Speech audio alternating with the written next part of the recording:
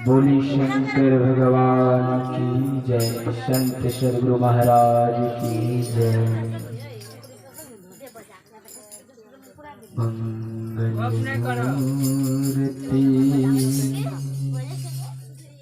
सद्गुरु मिलवे सर्वधार, मंगल में मंगल करना, बिनवो बारंबार। ज्ञान उदगियर ज्ञान घन, सतगुरु शंकर रो। नमो नमामि बहुबारी, सकल सपूजन हो। मेरा मुझ में कुछ नहीं, जो कुछ है गुरु तो तेरा तुझको शोभते, लागी गुरु अति मोह। भोले प्रेमी श्री सद्गुरु महाराज की जय, हर हर महादेव की जय। आदरणीय सत्संग प्रेमी धर्म प्रेमी गुरु परिवार शिष्य महानुभाव भक्तिमती शीला वहना के युगल पावन जन कमरों में कोटि में प्रणाम। विश्व महान संत सद्गुरु के युगल पावन जन कमरों में कोटि कोटि में प्रणाम। देवादिदेव आदिदेव के जन कोटि में प्रणाम। माता पिता युगल पावन यश कमरों में कोटि जन प्रणाम। आए हुए यत्र तत्र से एकत्रित होकर के सभी भक्तिमती शीला वहनों की जन कमरों में कोटि कोटि प्रणाम। एक बार भगवान शिव की हाजिरी में जोरदार से हाथ उठाकर बोले ईश्वर को एक साथ, हर हर महादेव। लगता है दम में कम है, मसाला में दम नहीं, इसलिए आवाज में कम है। भगवानों के चरण में बैठे हैं, अगर हाजिरी कम कम बोलेंगे, जब डांसर होती है, कलाकार जब बाहर निकलता है तो हम लोग का मन क्या करता है, और जोर से चिल्लाने की मन करता है। इसलिए करता है क्योंकि उसमें तामसी भजन का भोज होता है। आज हम लोग जो बैठे हैं ईश्वर के इस दर पर, ईश्वर के इस भजन की युक्ति पर, एक बार हम लोग जोर से बोलेंगे, भगवान शिव शंकर कैलाशपति।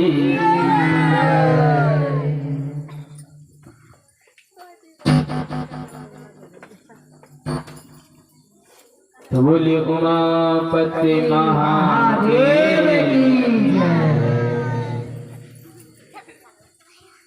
तो भगवान शिव की हाजिरी पर हाथ उठाने में कंजूसी नहीं करना चाहिए।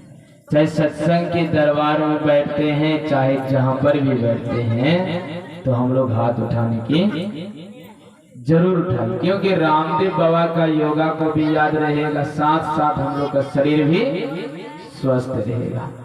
अब कोई मनुष्य 3 साल से लॉकडाउन में पड़ा है तो बड़ा मुश्किल है, क्या करे, हाथों नहीं उठ रहा, उठावो नहीं करेंगे, बैठा रहे। बात वही है। तो बोले हर हर महादेव की जय। अब मन ही मन सोचता कि जोर से उठा, अब खिलाएगा कि पिलाएगा। जरा गौर से देखिए, आगे में प्रसाद खीर भी है, हलवा भी है। खेला ना खेला तो हलवा में दम हो ही जाएगा, होगा कि नहीं होगा। तो बोले शंकर भगवान की हर हर महादेव। आइए हम सुनते हैं, गुरु भाई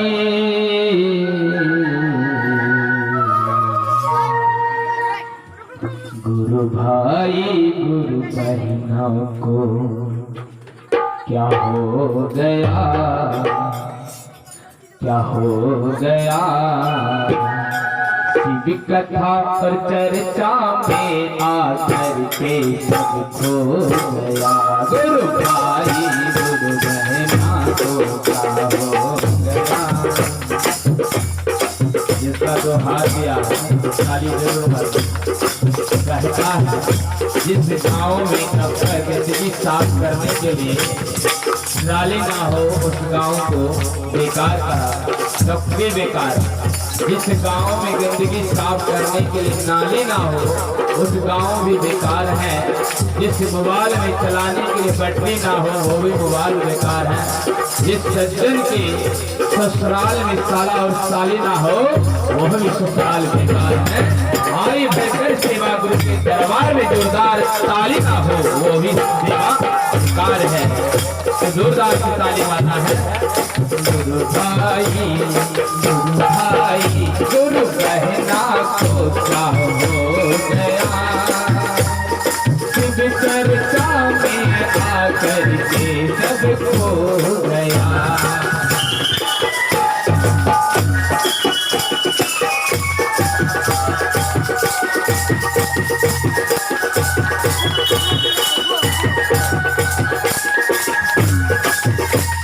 साल को सुबह भी कहता है कमर नहीं उठ रहा है। कहा जिस सामने में कुछ खाली आया जवान होकर खड़ा होकर देखने कहने की काबिल सजनों यही बात है कि अगर आपको भजन करने के लिए मन नहीं है, अगर एक ही खड़ा होकर ताली मार रहे हैं तो दूसरा दिन बैठने का मन करेगा, तीसरा दिन सुनने का मन करेगा, चौथा दिन हम सब लोग के साथ बजाने और गाने का मन करेगा। बोले हर हर महादेव की है। गुरु भाई गुरु बहना तो क्या हो गया। शिव कथा में आकर सब खो गया। गुरु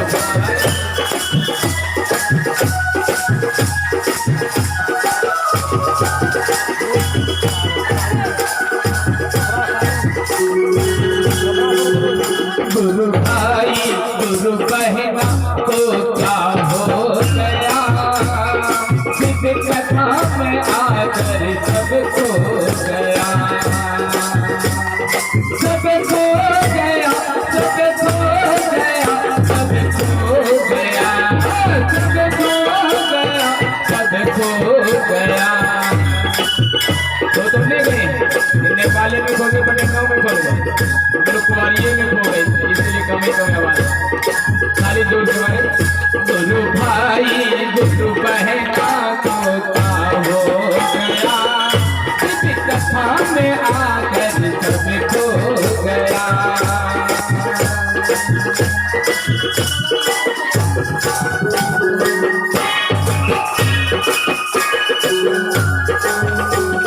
धन दौलत की चाहत में सब दूर होता जाता है। नमः शिवाय के जाप से मन बहलाता है। धन दौलत की चाहत से सब दूर होता जाता है। नमः शिवाय के जाप से बहलाता है। गुरु भाई गुरु बहना को क्या हो गया। शिव चर्चा में आकर के सब खो गया।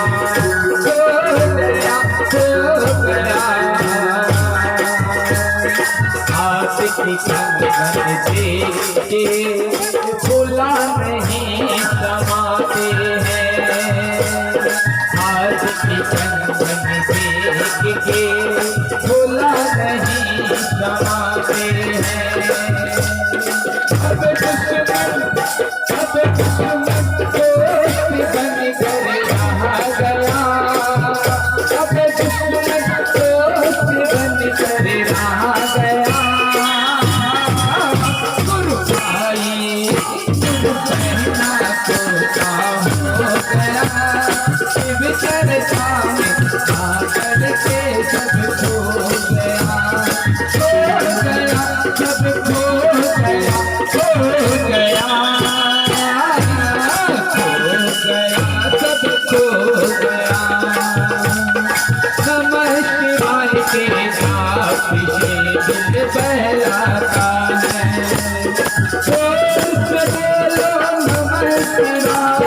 नमः शिवाय नमः शिवाय नमः शिवाय नमः शिवाय नमः शिवाय नमः शिवाय नमः शिवाय। हाथ उठा के बोलो हर हर महादेव हर हर महादेव हर हर महादेव हर हर महादेव हर हर महादेव महादेव महादेव महादेव। बोले शंकर भगवान उमापति महादेव की। धन्य है गांव, धन्य है धरती, धन्य है चर्चा कराने वाला गणेश प्रसाद जी। कहता है बड़े भाग से सत्संग मिलता है, बड़े भाग से अमृत को भी मिलता है।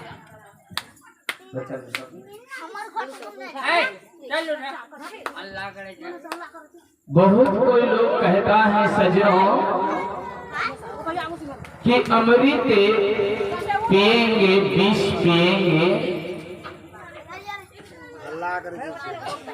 ऐसा बताइए कि कौन लोग को अमृत देखे हैं, कौन गुरु बहना गुरु परिवार अमृत को देखा है? हाथ उठा सकते हैं। कहता है कि सत्संग में अमृत बरसे।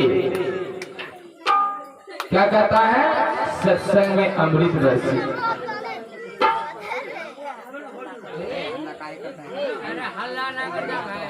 कहता है कि सत्संग में अमृत बरसे। ऐसा हम लोग को बताइए कि अमृत को कोई देखा है? कोई नहीं देखा है, लेकिन फिर भी कहता है कि सत्संग में अमृत बरसे। ये नहीं कहते हैं कि सत्संग में विष बरसे। विष सबको देखा है, अमृत किसी को नहीं देखा। विष देखिए, एक सुरामारा गोली है, फेरमेट है, रोबर है, इसे पीने के बाद मर सकता है। लेकिन अमृत ऐसा चीज है सजनों कि हम लोग देख ही नहीं पाते। अमृत क्या है? अमृत हम लोग के अंदर में है। जहां गुरु की वाणी को शुद्ध शुद्ध बातें तुम समझ गए। मास्टर के पास विद्यार्थी पढ़ने जाता है, अगर उस विद्यार्थी मास्टर के पास सही सही से ज्ञान को मन में उतार ले, जीवन में उतार ले, इन बच्चा का मन परिपूर्ण हो जाता है, प्रश्न हो जाते हैं, उत्साह हो जाते हैं कि आज हमको चीज सीख कर आए। क्या हो जाता है? तो सीखने के बाद मन उत्कर्ष जिज्ञासा कर जाता है, तो समझ जाए कि इसको अमृत की प्राप्ति हो जाता है। बोले शंकर भगवान की जय। अमृत की प्राप्ति हो जाता है।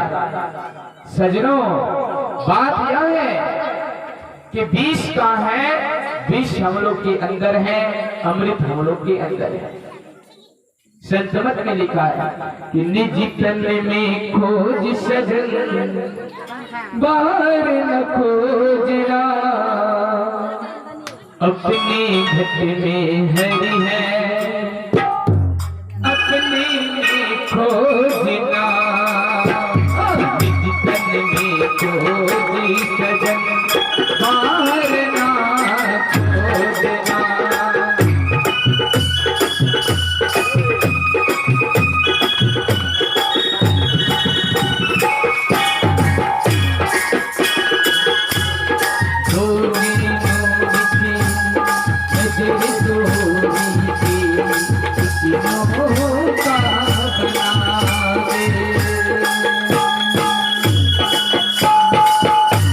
क्या कहता है कि निज तन में ईश्वर है, बाहर ना खोज, अपने ही घट में हरि है, अपने ही अंदर में काम क्रोध लोभ हिंसा है, अपने ही अंदर में अमृत है अपने ही अंदर में विष की झगड़ा भी है। अगर यदि हम लोग सभी क्रोध को उत्पन्न कर लेंगे तो हम लोग के अंदर विष की तूफान चक्की चलने लगेगा। क्रोध चाहे तो मार दोगे। भगवत महापुराण ने लिखा है कि काम क्रोध लोभ मनुष्य को दूर रहना चाहिए, कामनाओं से, क्रोधों से, लोभों से। ये आपका विष की खान है। सजनों, आज हम लोग इस दरबार में जो बैठे हैं, इस स्थान पर जो बैठे हैं, भगवान की अमृत को पान करना है। तो आइए आज हम ऐसी चीज के बारे में बताएंगे कि भगवान शंकर के ऊपर शंख का पानी चढ़ाने से अच्छा है या बुरा है। फिर बेल वृक्ष के नीचे लक्ष्मी का निवास है या नहीं, और फिर उनमें तुलसी की पात्र शिवलिंग पर चढ़े कि ना चढ़े, और फिर गुरु भाई की तरफ से आया भस्म क्या है। तो सर्वप्रथम हम लोग भगवान शिव की हाजिरी में जोरदार से लगा दे, बोले हर हर महादेव की। देखिए, हाजिरी बनाने में कंजूसी ना रही। शिव महापुराण में एक कहानी लिखा हुआ है कि एक ब्राह्मण पंडित था, जात का तो ब्राह्मण था। एक दिन उनके पास बहुत प्रकार की बुरी शक्ति समाया हुआ था। कभी पंडित लोग किसे कहते हैं, कभी पोथी पट पट जगमहा पंडित भयानक कोई, ढाई आखर प्रेम का सो पढ़ा सुपंडित हो। तो सजनों, बात यहां है कि पंडित जात का तो ब्राह्मण था, लेकिन कभी ये वेद और पुराण शास्त्र को पलट कर देखा भी नहीं। क्या हुआ? वेद पुराण शास्त्र को पलट कर देखा। एक दिन उन पंडित को क्या हुआ? वेश्या गर्मी में चलने लगा, कुकर्म बुद्धि में चलने लगा। एक दिन वह पंडित जी अचानक एक मंदिर से गुजरते हुए होकर जा रहा था, इधर से गलत काम करके अचानक रास्ते में आंधी आई, तूफान आई, बारिश आई। मान चले हम लोग सिटी हटिया से चलकर आ रहे हैं, अचानक रास्ते में आंधी आएगा, तूफान आएगा, बारिश आएगा, एक जलावन का घर ही सही, एक छोटा स्कूल ही सही, एक मंदिर ही सही, तो यहाँ पर हम लोग क्या कर सकते? ठहर सकते कि नहीं सकते? ठहरना होगा। तो उन गर्मी पंडित जो था, तो शिव मंदिर था बगल में, वहीं जाकर के वो ठहर गया। ठहर जाने के बाद तो एक ब्राह्मण जजा था, वो शिव कथा बीच में सुना रहा था। बीच में हमेशा क्या बोल रहा था? कथा जब जब हो रहा था तो तब तब उसको मुंह से उच्चारण आ रहा था, हर हर महादेव। फिर बीच बीच में हर हर महादेव। अब इनका ज्वार को, बुखार को, तूफान से लहर लहर बुखार था। आपके अंदर अगर शरीर में तापमान बुखार होगा, आपको कहेगा काला पक्का जामुन रसगुल्ला है, खा लो, तो मजा आएगा? आएगा? बताइए, नहीं आएगा। एक ही उसी तरह से बुखार था, तो बीच बीच में पंडित जी हर हर महादेव बोल रहा था, तो वो गुस्सा से क्या कह रहा था कि काम न काज पाता है, खाली हर हर हर हर महादेव बोलता है। गुस्सा से सुनने की मन नहीं गया, उस मंदिर को छोड़ करके निकल गया। तूफानी बारिश में और निकल पड़ा, मंदिर को छोड़कर। रास्ते में इतना अचानक इसका मृत्यु हो गई। मृत्यु हो जाने के बाद यमराजगण, शिवगण इधर से आ रहा था। अचानक कहने लगा, यमराज ने कहता है कि ये हमेशा पाप ही पाप किया है, और शिवगण ने कहता है कि ये हमेशा पुण्य किया है। यमराज और शिवगण ने विचार करने लगा कि हमें तो पता नहीं कि ये पाप है कि पुण्य है। ये चित्रगुप्ता ही हिसाब किताब देख रहा है कि हर रोज पाप पाप, मरने के लिए कुछ देर के बाद वो सिर्फ हर हर महादेव बोला था, प्रेम से नहीं गुस्सा से ही बोला था।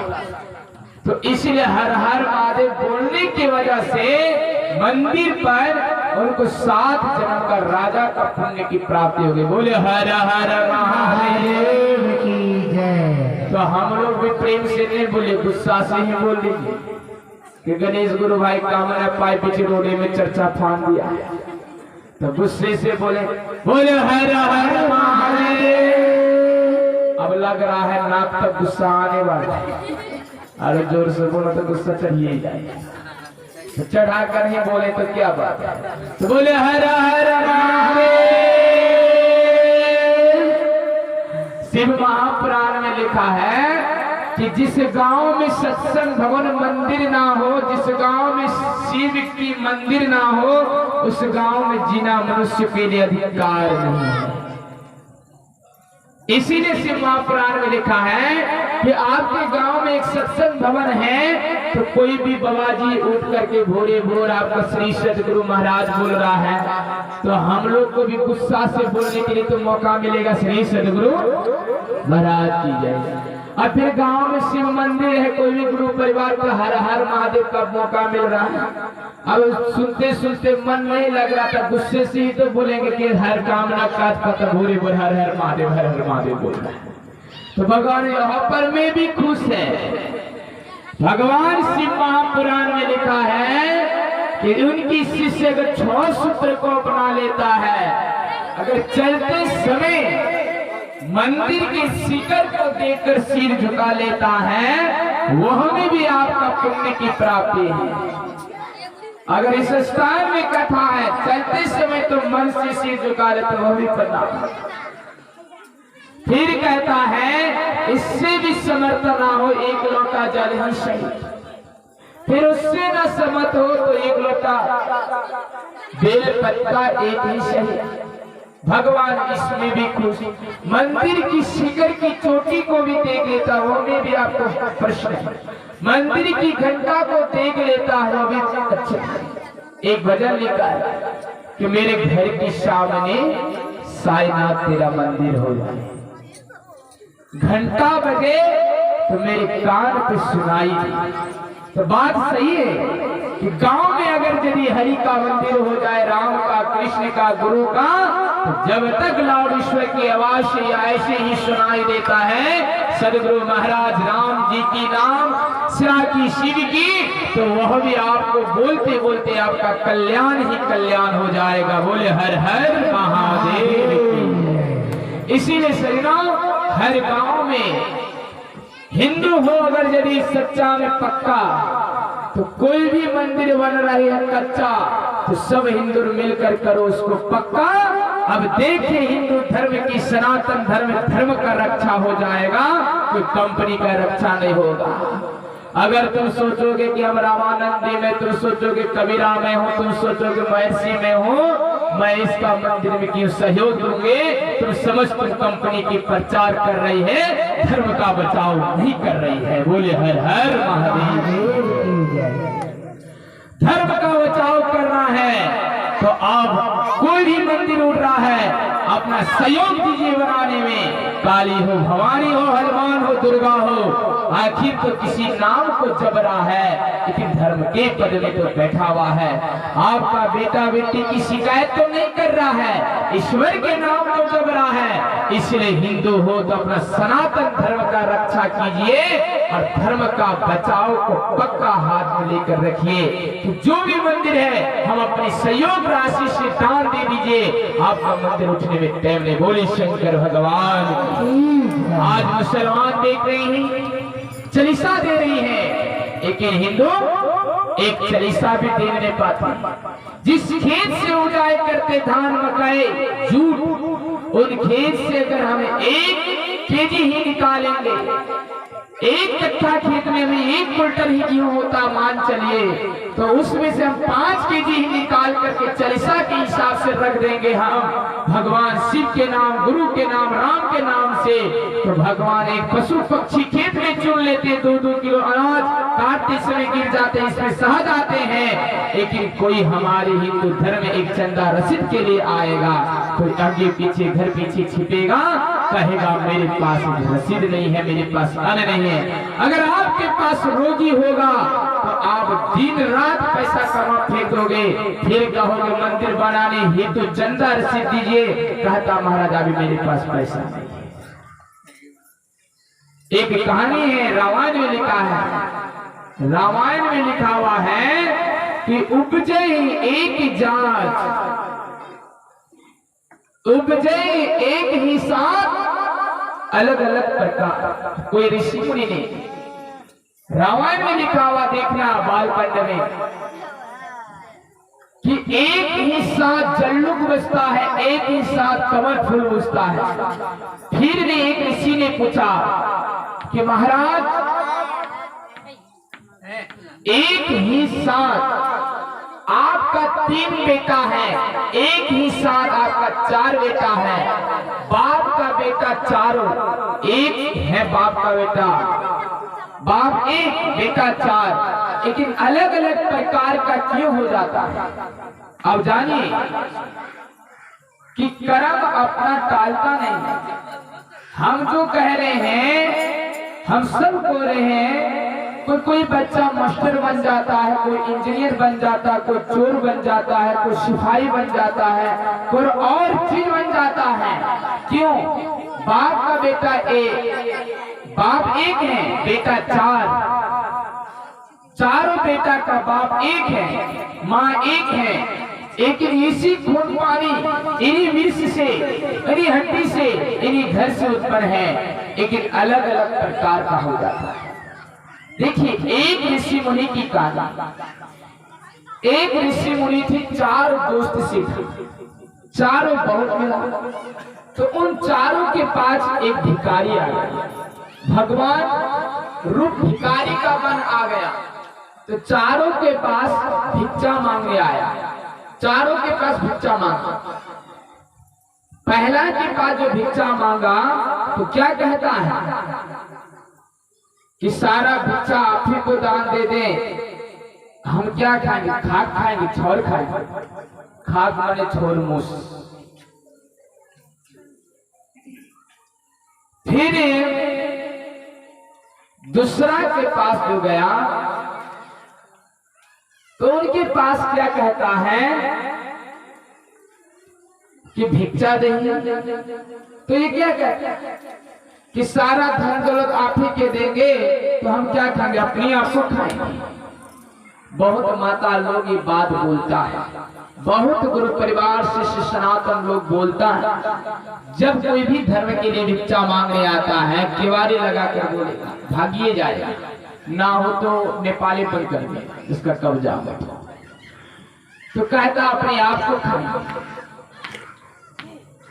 तीसरा के पास गया भिक्षा लेने के लिए, तो वो क्या कहता है कि सारे भिक्षा हम दे देंगे तो हम मरेंगे नहीं। और लास्ट में जो जिसके पास भिक्षा मांगने गया तो वह क्या कहने लगा, आधा रोटी जो खा रहा था उन आधा रोटी को बंटवारा करके उन भिखारी को खिला दिया ईश्वर। तो वही राजा बना। तो वही बात पूछने लगा एक ऋषि मुनि ने कि अलग अलग क्यों होता है।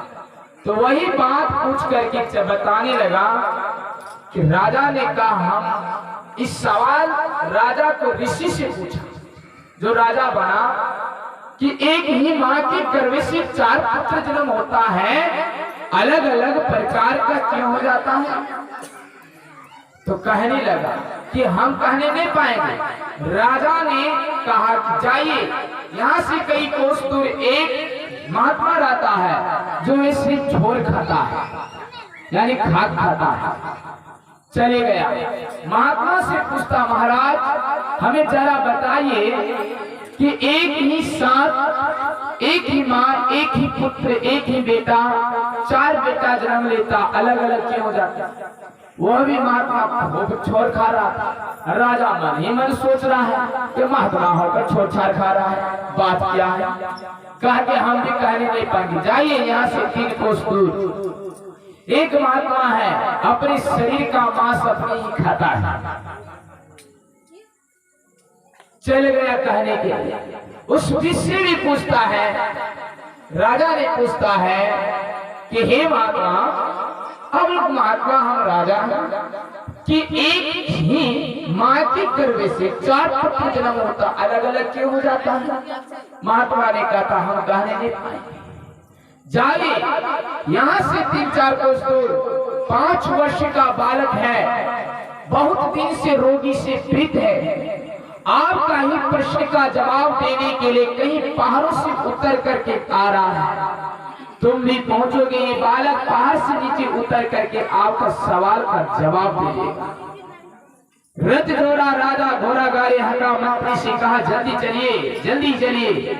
चल पड़ा एक रास्ते पर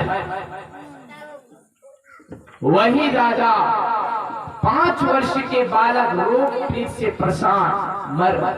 वही 5 वर्ष के बालक राजा को संकेत भी समझाया कि हे राजा, तुम्हारा प्रश्न यही है ना कि एक माँ एक बाप के गर्भ से 4 संतानें होती है, अलग अलग प्रकार का क्यों हो जाता है?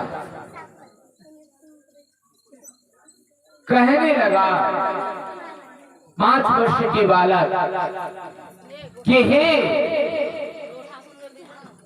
देखिए हम क्या बोल रहे हैं, आप जो बोल रहे हैं, हम तो आपको सर्वप्रथम महात्मा से भेंट व राग खुआ हुआ, वह इसीलिए राग खा रहा है कि इसके पास तो भिखारी दान मांगने के लिए गया तो वो कहता हम सब चीज दान दो तो खाऊंगा, इसलिए खा रहा है। दूसरे महात्मा के पास जो आया, आपके पास जो दान मांगा, तो वो कहने लगा क्या भिखारी के पास गप नहीं कीजिए, पूरा मंत्र अभी पढ़ो तो हम लोग भी उड़िए जाए, कम से कम पढ़ो। तो क्या कहने लगा कि हम अपने आप को खाएं, इसीलिए इस जन्म में अपने मांस को अपनी खा रहा है। अब जो देख रही हैं, हम 5 वर्ष की उम्र में मर रहे हैं, मेरे पास जो दान करने आया, मांगने के लिए आया, तो हमने क्या कहा कि सब दान हम दे देंगे तो हम अपने आप मरेंगे। इसीलिए सजनों, माँ के गर्भ से जो बच्चा जन्म लेते हुए मरता है वो कर्म का फल है। 2 साल, 3 साल, 4 साल, 5 साल टिकता है तो वही कर्म का सजाए है।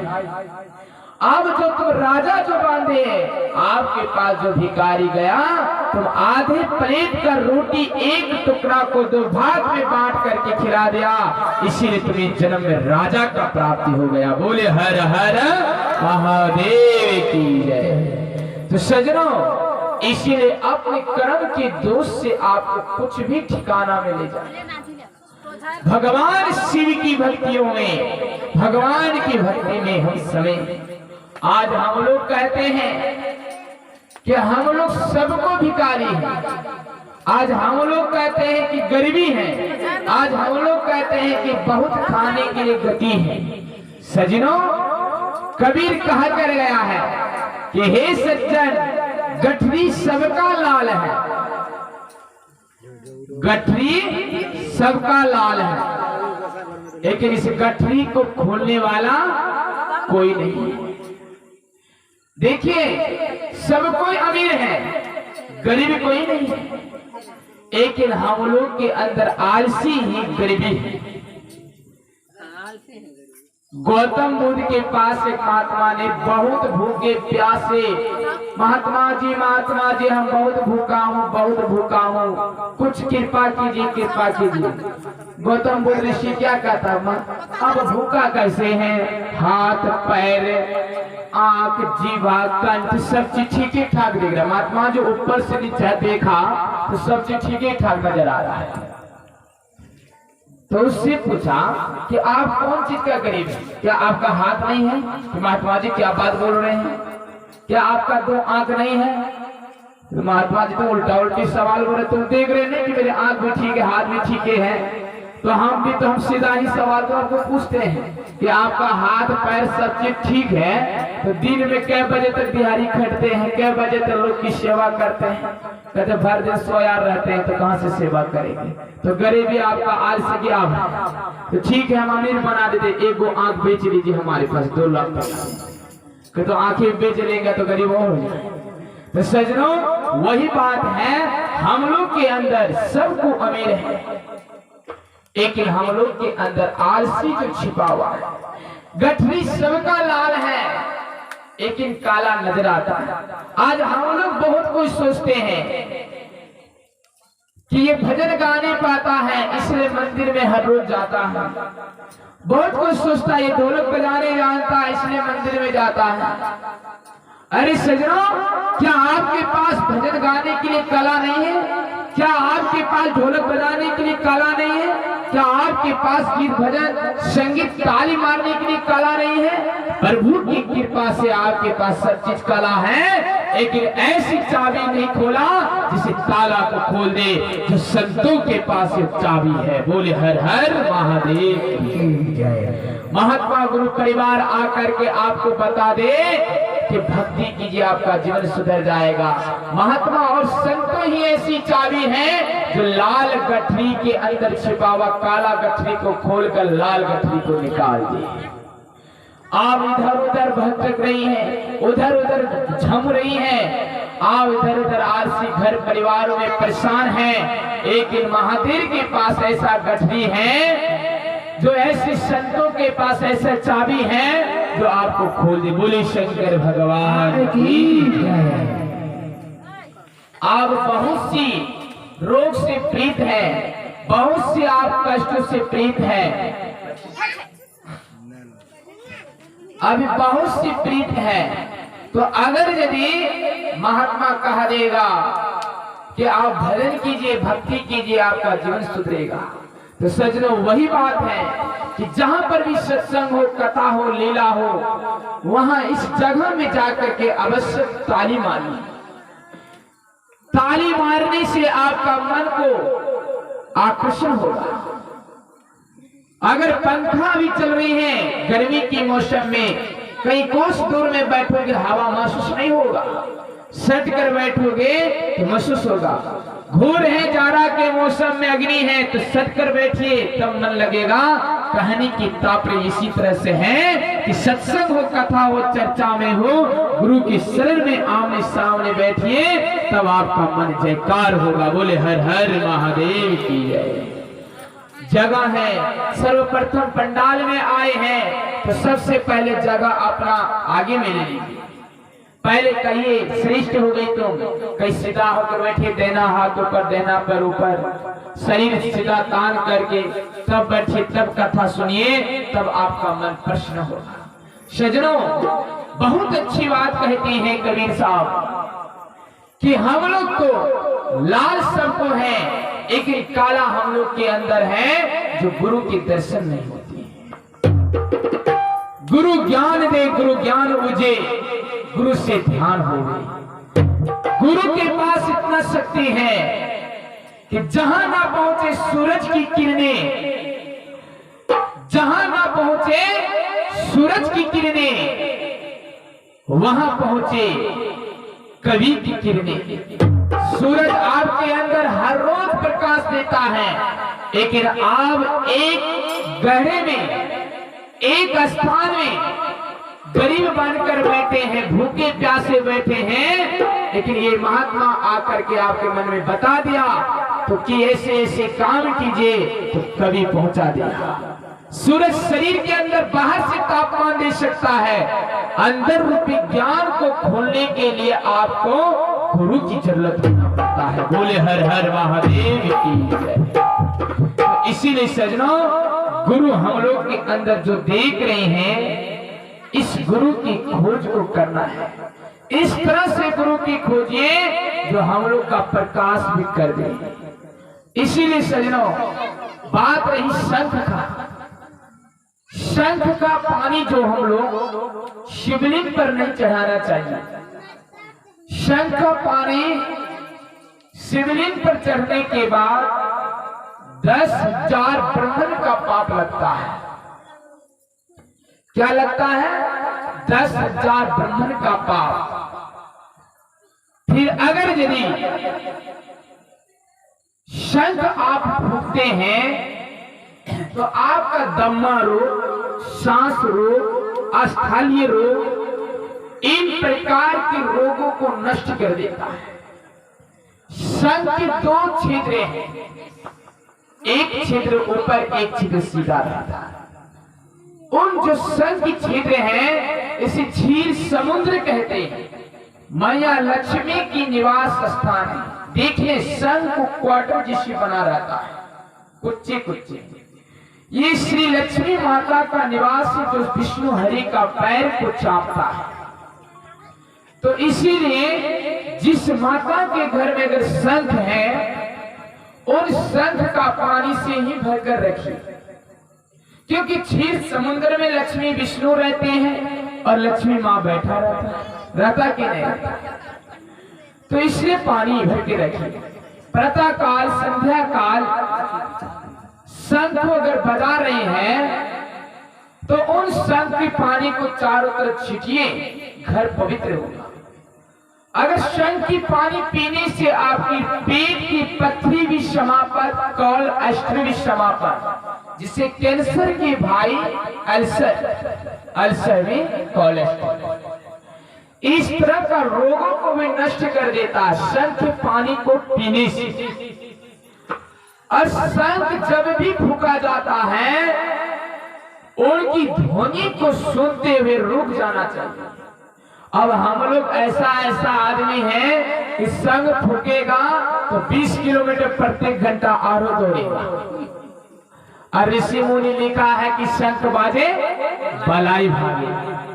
तो बात सत्य में है कि जब भी शंख बाज रहा है तो हम लोग ठहर जाएंगे, 2 मिनट के लिए तो बलाई भाग जाएगा। अब शंख बाज रहा है, हम लोग गाड़ी की स्पीड में खूब चल रहे हैं, तो बलाई कहाँ भागेगा? अब शंख बाज रहा है, हम लोग खूब खा रहे हैं, खूब खा रहे हैं, तो बलाई कहाँ भागेगा? शंख बाजते समय अपने इष्ट गुरु का स्मरण कीजिए। भोजन की ग्रास मुंह में है, लेते हैं निवाले, उनको भी रोक दीजिए कि हम उस भोजन को अंदर जाने ना दें। रुक जाइए, जो आपका तब बलाई भागेगा, तब कहेगा शंख बाजे बलाई भागे। फिर तुलसी पत्राओं को भगवान शिवलिंग पर भी नहीं चढ़ाना चाहिए, क्योंकि शंखचूड़ देवता तुलसी मैया उनकी पति था। विष्णु हरि ने छलबाजी के कारण से शंखचूड़ की कवच को दान में मांग लिया, और फिर ने विष्णु भगवान ने छल कवच करके तुलसी मैया की पतिव्रता नारी को तोड़ दिया, और इस जन्म में श्राप दिया कि अब अगर यदि नर्मदा नदी के किनारे ऊपर में पत्थर को कीड़ा खा जाता है, कीड़ा खाकर जो पत्थर गिर जाता है उन्हें शालिग्राम कहता है, और जो ऊपर में रहता है उसे माता तुलसी के श्राप विष्णु पर है। जो सुदामा ही शंखचूड़ देवता था, राक्षस था, राधा श्री कृष्ण के प्रिय का राधा की श्राप से उनको ये राक्षस का जोनी लेना पड़ा। इसीलिए सजनों, शंख का पानी शिवलिंग पर नहीं, क्योंकि भोलेनाथ ही शंखचूड़ देवता को मारा, इन कवच को हटा करके विष्णु भगवान उन पर श्रापित कर दिया। बोले शंकर भगवान की जय। इसीलिए शंख को हम लोग घर में रखें। अब रही दूसरा प्रश्न, बेल पत्र, बेल के वृक्ष के बारे में जानिए। शिव महापुराण में लिखा हुआ है कि बेल की वृक्ष के नीचे बैठ करके अगर यदि हम नित्य प्रत्येक भजन कीर्तन शिव कथा का पाठ करते हैं, तो जब तक सूरज चांद धरती में रहेगा तब तक आपका पुण्य की प्राप्ति रहेगा। बोले हर हर महादेव की जय। बेल के वृक्ष के नीचे में ज्योतिष शास्त्र के हिसाब से लिखा हुआ है कि जिन मनुष्य को अर्थव्यवस्था, पैसा रुपया की कमी, घर में रोग से पीड़ित अगर यदि है, तो बेल के नीचे में घी की दिया, सरसों तेल की दिया जला दीजिए। उनको इसके घर में कभी रोग नहीं, कभी अर्थव्यवस्था की कमी नहीं होता है। 33 कोटि देवता में से एक लक्ष्मी ही देवता जो है, रात्रि में सब देवता पीपल गाछ में निवास करता है। एक मैया लक्ष्मी धनपति कुबेर दाता जो बेल के वृक्ष में निवास करता है। इसीलिए बेल के वृक्ष में घी की दिया, सरसों तेल दिया जलाने से अर्थव्यवस्था की कमी नहीं। बोले लक्ष्मी मैया की जय, मैया गौरी पार्वती की जय। गरुड़ पुराण की पौराणिक कथा के अनुसार से कहता है कि मां लक्ष्मी के मुंड से इनकी बेल की फल बना है। क्या बना है? उनकी बेल की फल। भगवान फिर कहता है, बेल के वृक्ष के नीचे जिन मनुष्य की अधूरा बच्चा, जिस माता बहने की कट जाती है, अगर बेल के वृक्ष के नीचे 8 पहर सोमवारी के दिन 16 सोमवारी तक खीर का भोजन का भोग लगा देता है, उन्हें कभी अधूरा बच्चा कट कर नीचे नहीं गिरता है। अगर यदि आपको नौमुखी बेल की वृक्ष की पत्ता दर्शन हो गया, आप समझ शिव जी के विष्णु स्वरूप अवतार का दर्शन हो जाता है। भगवान शिव महापुराण में लिखा है कि चौमुखी बेल के वृक्ष की पत्ता दर्शन हो जाता है तो ब्रह्म स्वरूप का दर्शन हो जाता है।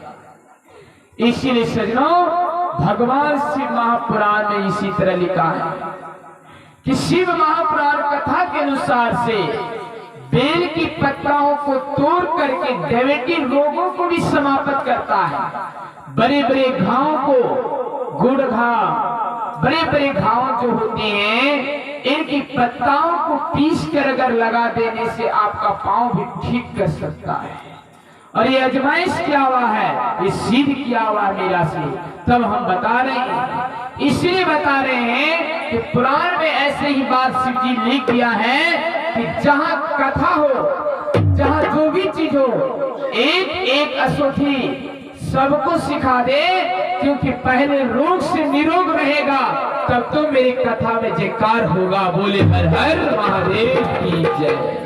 अगर रोगिये से पीड़ित होगा, अब उसके पास अशुद्धि नहीं होगा, फिर मेरा कथा सुनेगा कब? इसीलिए शिव महापुराण में लिख दिया है कि वक्ता जो भी बने, कोई भी रोग का एक अशुद्धि अवश्य बता दे जो इससे पीड़ित हो जाए। भगवान शिव महापुराण में अब आ रहे हैं भस्म के बारे। भस्म देखिए 3 प्रकार की होती है। कितने प्रकार के होते हैं? लौकिक भस्म, मानवीय भस्म और स्वार्थी भस्म। एक भस्म जो होते हैं, वेद लोग पंडित लोग, शास्त्री लोग होम यज्ञ में पीपल 9 ग्रहों की लकड़ियों को जला जला करके भस्म बनाता है, ये उत्तम। दूसरा भस्म शमशान घाट में होती है, तीसरा भस्म चूल्हा चक्की में है, ये लौकिक भस्म। अस्मिता भस्म तो शमशान घाट। भगवान शिव महापुराण में यह भी लिखा है कि गारी घाव हो, पुराने से पुराने घाव हो, अगर शमशान घाट की भस्म को ला करके लगा दे, वो घाव को निश्चित छूटना ही होगा। बोले हर हर महादेव की जय। तो इसीलिए कहता है भस्म की महिमा बहुत बड़ी है। अगर भस्म की महिमा को तुम जान ले, सीख ले, जीवन में उतार ले, आपकी जयकार हो जाता है। तो भगवान भस्म का महिमा जो है इतने लौकिक प्रिय है कि हम सबके लिए कल्याणकारी होती है।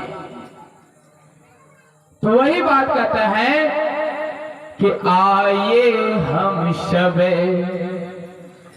भस्म की महिमा को जानिए, आइए हम सब भस्म की महिमा को जानिए। आइए स्वागत करना। भगवान शिव है रुद्र अवतार, सबको बोलते जय महाकाल, जय जय महाकाल।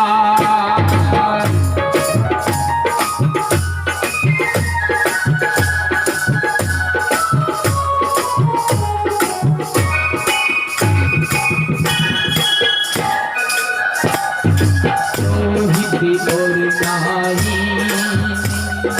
हिमालय संबंध लेके, चले परे भोलेनाथ के दरबार, चले परे भोलेनाथ के दरबार।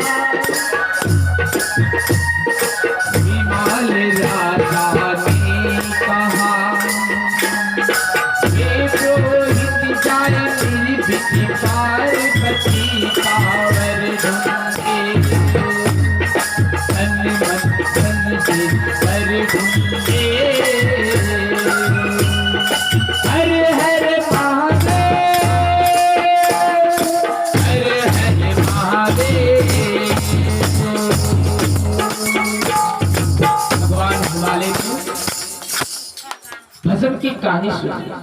हिमालय ने अपने पुरोहित से कहने लगा क्या कि हे पुरोहित, मेरी बेटी जवान हो गई है, जरा दुल्हा देख दे तो अच्छा होगा। हम लोग गांव वाला लोग नहीं कहते हैं कि बेटी शादी दिलाने की जग हो गया है, लड़का दे, कुछ वर अच्छा ढूंढे तो अच्छा बात है कि नहीं? कि खराब क्या हो सरकार, खराब कि अच्छा बात है? तो उसे कहने लगा, पुरोहित जी ने नाई को ले लिया साथ में, चले गए क्या दूल्हा ढूंढने के लिए। वो तो जानता था कि हिमालय घर में पार्वती जन्म में दूल्हा उसका कोई नहीं होगा, ना ब्रह्मा होगा, ना विष्णु होगा, जो भी होगा अवघरदानी भोलेनाथ होगा। नाई ने उसी रास्ता धर लिया और पुरोहित भी चल दिया। पहले पर नाई क्या खाने वाला था, पुरोहित से पूछता है कि कहाँ जा रहे हैं? ए राजा का बेटी हिमालय जो है ना, उसका दूल्हा ढूंढने के लिए। किधर कौन दूल्हा मिलेगा, चलिए ना मेरे साथ। ये मन ही मन सोचता कि कौन दूल्हा ढूंढाएगा, पता नहीं नाश्ता खिलाएगा कि नहीं खिलाएगा। बड़ा मुश्किल की बात। नाई ने चल पड़ा। वहां दूर में एक बैल बंधा हुआ था, बूढ़ा बैल। भोलेनाथ ने वहां ध्यान में बैठा था। पुरोहित तो जानता था कि ध्यान में कैसी जगह। बेले के पास वो बैठ गया, जागे तब ना। अब नाई को भूख जोर से लगा हुआ था। मन ही मन कहता है कि अरे तू कहाँ ले आए? दूल्हा ढूंढने के लिए। तो दूल्हा ढूंढने के लिए जिसका घर जाता उसका घर बरखा है। अब कहूँ राजा का बेटी और तुम ढूंढ रहे हैं किसका दूल्हा? गरीब का दूल्हा। जिस तरह से घर का बेटी होगा उस तरह से ऊपर भी दूल्हा होगा। बड़े घर की बेटी बड़े घर की लड़का। राजा का बेटी पार्वती हिमालय पूरा राज्य का नामी गामी, और दूल्हा तुम ढूंढने आए भंगा दूल्हा तो काम चलेगा नहीं। मन ही मन सोचता है पुरोहित को घूस खाया होगा, जरूर कोई रिश्वत लिया होगा। अब हम शिकायत करिए देंगे हिमालय से कि दूल्हा आपका बनिया नहीं ढूंढा, चले गया। तो जैसे महादेव जी का ध्यान टूटा तो कहा कि क्या समाचार, कहां से आए, पूछने लगा। तो पुरोहित ने कहा महाराज सरकार आप तो सब चीज जानते हैं, अंतर्दृष्टि अंतर्यामी। महादेव ने कहा कि क्या बात है। हिमालय ने कहता है कि देखो देखो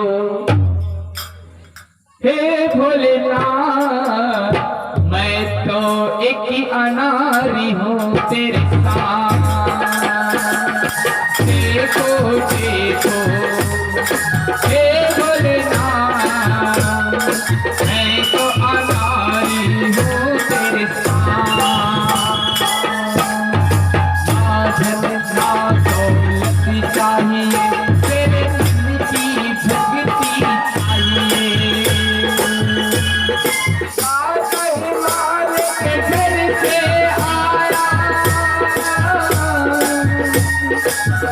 घर ढूंढने नया पार गति का,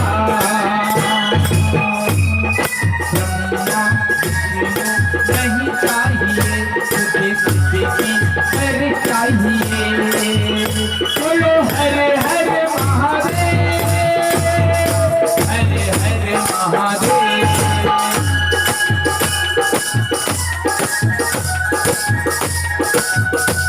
क्या कहना है कि ब्रह्मा विष्णु को छोड़कर आए तेरे वर। अब भोलेनाथ ने कहता हे पुरोहित सुन ले मेरी बात, मैं हूँ औघर दान करा। हे पुरोहित सुन ले मेरी बात, मैं हूँ औघर दानी महल अटारी की बंगला, मैं हूँ सन्यासी महाराज। मन चाहे चाहे मेरी जंगल निवास, आहू पास पास का पता, मैं तो घर का निवास। खिलाऊंगा पिलाऊंगा कुछ नहीं देता, तो भी देंगे सबकी एक झोली देंगे। हरे हरे महादेव, हरे हरे महादेव। भोलेनाथ ने कहा कि हे पुरोहित हमें जो दूल्हा बनाओगे, हमरा नाश्ता खिलाएंगे ना पूरी खिलाएंगे ना कचौरी खिलाएंगे, अब जाओगे तो कुछ देवो नहीं करेंगे। नाई ने ठीक है कहता है, उसको ठोकर देता भी है। पुरोहित ठीक है कह रहा है कि कुछ खिलावो नहीं करेगा, खीरों ने पूरियों नहीं खाएगा, चलिए चलिए भले दूल्हा। और पुरोहित मानवे नहीं करता कि नहीं नहीं वर सरकार आप ही को बनाए। नाई को मन ही मन गुस्सा उठता है, बीच में दो थप्पड़ों मार दिया पुरोहित को। क्या आप सुनते नहीं बात को? ये तो कुछ नहीं खिलाएगा, ना खीर खिलाएगा ना पूरी खिलाएगा। कोई कोई सज्जन हम लोग भी जाते हैं कुटुंब ढूंढने के लिए, खाने के लिए ही सोचता कोई कोई, और कोई कोई अंदर का गुण को देखता है, और कोई कोई देख रहा ऊपर में कचौरी बना के पूरी बना के रसगुल्लू बना है, और कहा देगा नहीं बनता, मन ही मन सोचेगा कि ठीक है कर रख चलिए भागी जाए। अब नाई ने सोचता है कि कुछ देवो नहीं करेगा, खिलावो नहीं करेगा, भूखा जाएंगे।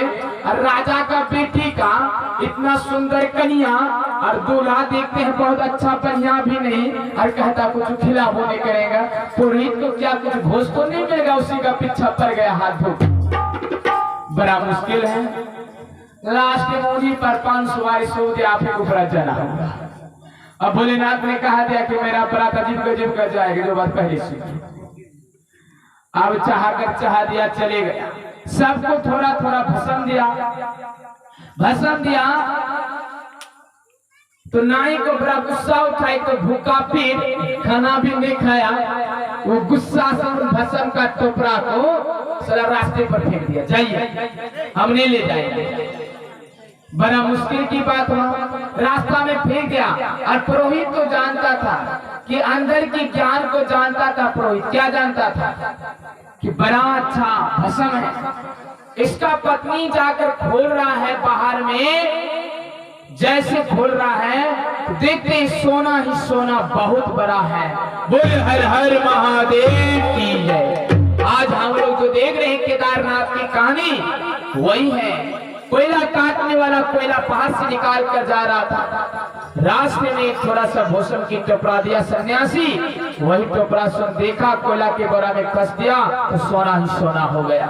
इसलिए केदारनाथ धाम का जयकार हो गया। बोले हर हर महादेव की जय।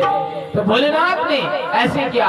अब नाई की पत्नी अपने घर घूमने गया पुरोहित का, देखता है मालिक कहा कि काहे माल इतना हो गया। कहा कि ऐसे ऐसी बात है, राजा की बेटी के संबंध के लिए गया तो बहुत बड़ा सोना का टुकड़ा लेकर आया। इसे क्या पता कि भस्म दिया, भस्म से सोना टुकड़ा बना। जाकर अपना पति के पास पूछा कि आप भी ना गए थे पत्नी पुरोहित के साथ, आपका भस्म का आपका सोना टुकड़ा कहा कि कौन कहा कि इसको सोना का टुकड़ा दिया, मेरे सामने में तो भस्म दिया।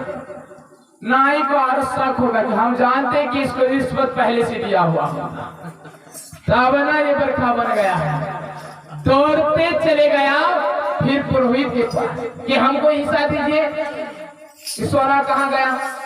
पुरोहित ने कहा था महाराज हमको कोई सोना तोना नहीं मिला, मालिक के दरवाजा में जो भस्म मिला वही सोना हमको हो गया। आप ये बात सुनने के बाद फिर भोलेनाथ के पास चले गया। भोलेनाथ के पास गया, भोलेनाथ ने कहता है कि जिस समय में अमृत बांट रहा था उस समय तुम फेंक दिया, और जिस समय तुम अमृत लेने आया मेरे पास है ही नहीं। बोले हर हर महादेव की जय। तो सजनों कहने की तात्पर्य यही है कि जिस भस्म को साधु महात्मा देता है, आज हम लोग का देश भस्म को फेंक देते हैं। बात वही है कि रविदास ने जात का चमार था, लेकिन एक संत जो था जुत्ता में सबको चरना अमृत दे रहा था, अमृत चरना अमृत। जो एक घिन लगा झुट्टो लगा कहता था इस चमार का पानी पिएंगे, वो पीछे से पहुंच दिया नीचा, जाइए धोतिये में पहुंच दिया। आप वो दासी के पास जाकर कहते जल्दी धोइए कपड़ा गंदा हो गया। दासी ने कहता क्यों गंदा हो गया, कहाँ क्या लगाया। तो कहा कि रविदास के आश्रम जो गया ना उन संतों के बाद चमार जात का, और वहां पूरा जुत्ता का ही पानी दे दिया, जुत्ता का पानी लग गया। तो क्या हुआ कि कहाँ लगा। अब दासी जानता था कि संतों के पास क्या गुण होता है। इस चरना अमृत को मैल को धो करके वही धोती के पानी को पी लिया। पी लेने के बाद इनकी दिव्य ज्योति खुल गया।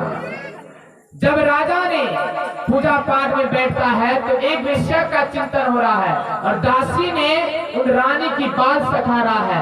तो दासी ने रानी से कहता है कि आप देख रहे हैं आपका पति जो पूजा पाठ कर रहे हैं, ये तो विषय का चिंतन कर रहा, पूजा पाठ कर रहा, मन ही मन तो विषय का चिंता कर रहा। रानी ने सोचता है कि मेरे बाल को आप सिखा रहे हैं, आप कैसे इनके मन की बात को जान लिए कि हमें विश्वास है, जाकर पूछिए।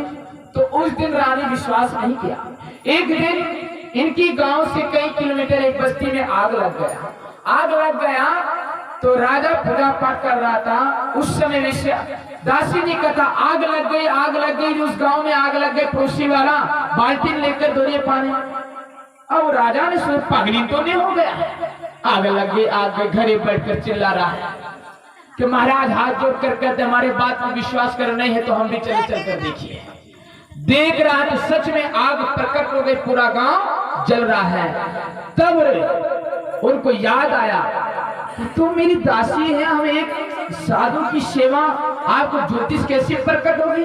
कहा कि देखिए हमें ज्योतिष प्रकट नहीं हुआ, रविदास की जो तुम चरणामृत को पीने की जगह में धोती में पूछा, हम वही धोती के पानी को चरणामृत समझकर पी लिया। वही चरणामृत से मेरा दिव्य ज्योतिष खुल गया। बोले हर हर महादेव की जय। तो इसी तरह दिव्य ज्योतिष का दर्शन हम लोग को नहीं, हम लोग जब लेने के लिए बैठे छोड़कर चले जाते हैं। इस कथा में जब बैठते हैं तो छोड़ देते हैं, चले जाते हैं। आरती भी नहीं होता, थोड़ा कथा कर चले जाते हैं। तब तक कहाँ कुछ मिला। भगवान ही है, जब देते हैं उस समय लेते नहीं। अब जब देने के लिए आता ले भी नहीं करता, अब जब नहीं देता दौड़ करके लेने जाते हैं। बोले शंकर भगवान की जय। इसीलिए इसी को चरणामृत कहते हैं। भगवान की कृपा से आज हम लोग के बीच में जो कथा श्री गणेश लाल ऋषि देव रखा, धन्यवाद है। आइए हम एक छोटा सा भजन को करते हुए तब माताओं के भजन से विराम होंगे। एक बार जोरदार से हम लोग तालियों से स्वागत करेंगे। बोले शंकर भगवान की जय। राम भजन राम भजन कर हारे मन को रवा। हाय रे मन चोरवा, हाय रे मन चोरवा।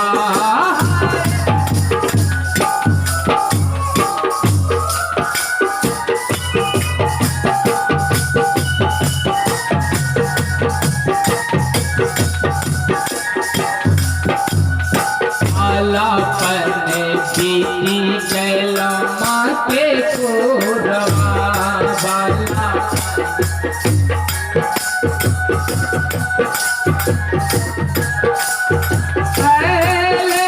जवानी नाचन लागल चोरवा। राम भजन करू हाय रे मन चोरवा, हाय रे मन चोरवा।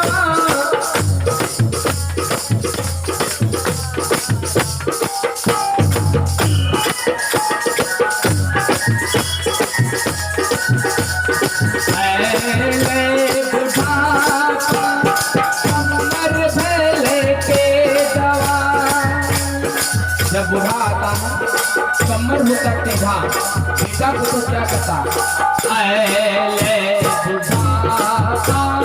कमर फैले बेटा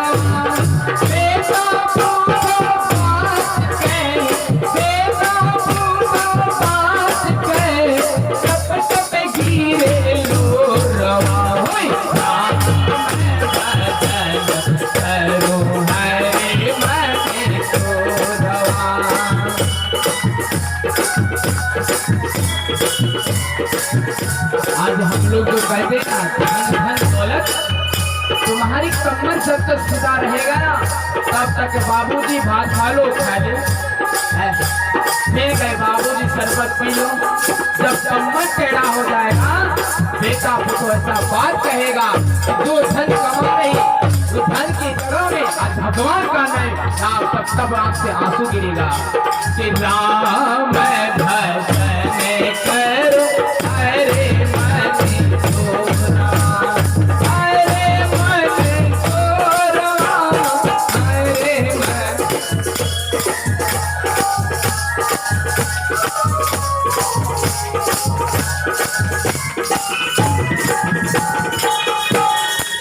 इधर उधर बाप मारे खैनी धरे चोरवा,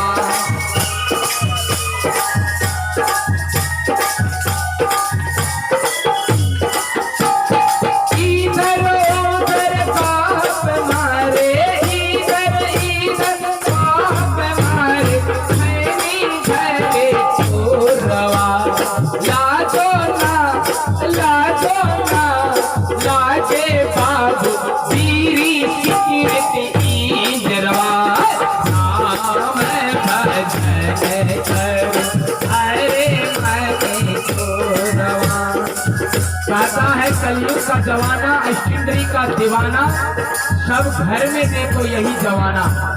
आजकल के दुआ कहता है छोरवा साहब क्या जो ना काम करे काली दुर्गा, सो काम करे दारू मुर्गा। है ना। बहुत अच्छा कबीर का श्लोक को हटा करके शराबी लोग कहता है कि जो ना काम करे काली का सो काम करे दारू मुर्गा। आजकल के जवान देखिए केस रंगाने में मस्त, घर में है जबरदस्त, है ना, रंग पेचे में पेंटिंग करता, अंदर में नहीं। कबीर ने कहा दिया बीच में कि मानव से सबसे बड़ा गुण है, अगर गुण नहीं है केस रंगाने से फायदा नहीं, अगर मस्ती करने के लिए कला नहीं तो आप बच्चा को पास बैठने के लिए ढंग नहीं है। तो इसीलिए गुण ही सबसे बड़ा है, तो रंग चढ़ाने से नहीं होता है।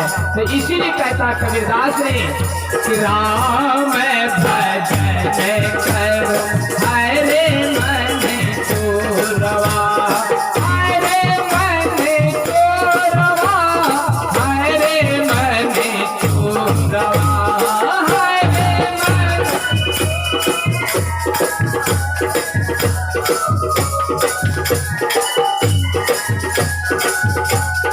कहीं बने कबीर बाबा सुनो साधु भाई, कहीं तक कबीर बाबा सुनो साधु भाई।